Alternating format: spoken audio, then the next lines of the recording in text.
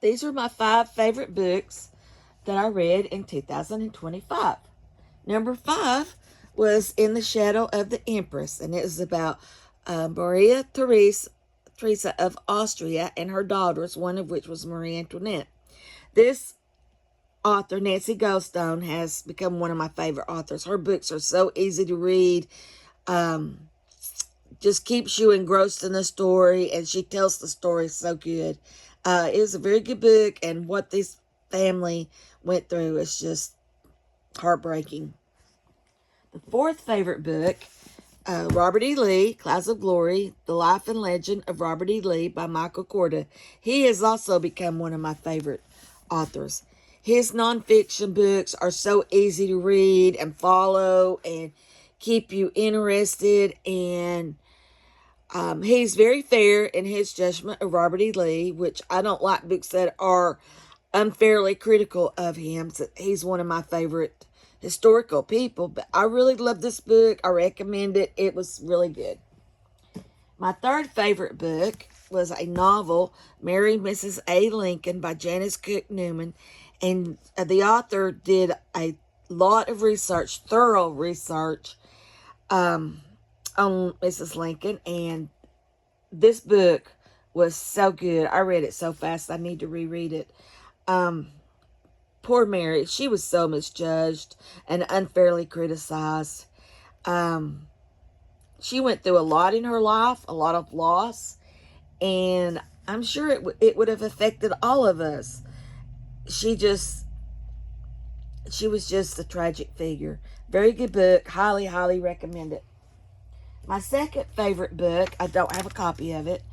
I read it on my phone. It's The Greatest Traitor, Roger Mortimer by Ian Mortimer. And what a great book. Poor Roger Mortimer was not as bad as history has portrayed him.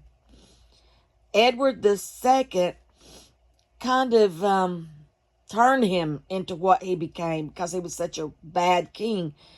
Roger Mortimer grew up with Edward II and was a loyalist to the king, Edward I and Edward II.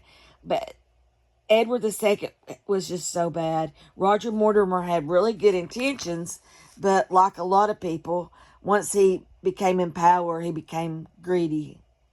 But anyway, it was a really good book. I highly, highly recommend it. And then my favorite book of the year is Henry V by Dan Jones. What a great book. I love this book. It's told in the first person, and you just live with Henry. And if he had not died at the age of 35, what this man could have accomplished. People judge him now as being brutal, but back in the day, he really didn't have any other choice. All the kings were brutal, a lot of them. But anyway, this book is so good, and I kept hoping, please don't let Henry die, but you know he does. But it was so good. I highly recommend this book. Dan Jones is a great storyteller. I love all his books, but this one is just so good. It's my favorite book of the year. I read 55 books, 40 nonfiction, 15 fiction, 21,669 total pages, and the longest book I read was 827 pages. And now there's some books that I just really did not like. I did not like this book.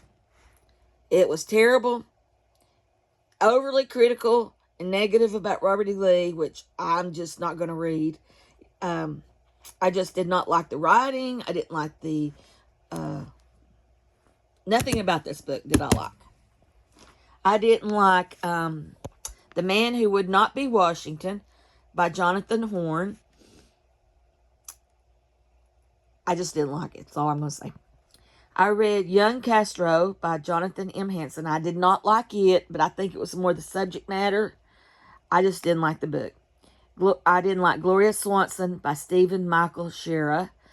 Not the author's fault. I just didn't like Gloria. She was just despicable, really. And then My least favorite book of the year was Peter Pan by J.M. Barrie. That book was absolutely awful. I don't see how it became the famous book that it is. It was just weird.